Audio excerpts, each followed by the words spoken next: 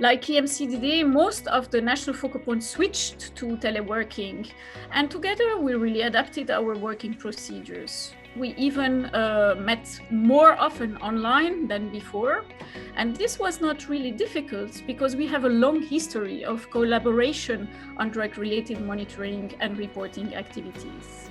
This crisis demonstrates the strength of our network and our experience in risk management and crisis communication. But still, we face so many challenges to our working conditions. And even now, we still cope with concerns on postponed actions or the impact of understaffing in drug services. And also relocation of our own staff, because for most of us, COVID became an absolute public health priority. In spring 2020, EMCDDA was launching a lot of initiatives around COVID-19. And at the same time in the countries, national focal points were also launching studies, surveys, initiatives. So we thought there is really a need to gather an overview of what's happening in the countries to ensure that there was a proper sharing of the information across the Retox network and together with EMCDDA at EU level as well. And we created this online inventory of national focal point activities.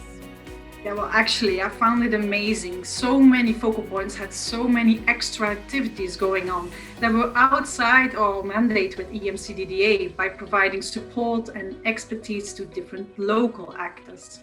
For instance, we carried out rapid assessments and invested in additional monitoring of COVID outbreaks among people who use drugs. Focal points were once again acknowledged for their key role as coordinators in the production of appropriate and timely responses. And despite our many challenges, most of us even increased the national collaboration with different stakeholders and some even with simplified procedures. So eventually some of the work even got easier and quicker. This report is the first of its kind. It's really nice summary of the activities that were performed by the Retox National Focal Point. I think it really shows the diversity of the activities that were done, and it highlights really the role of the national focal point at national level, but also at European level. In this difficult period, I think that really we seized an opportunity to increase our cohesion.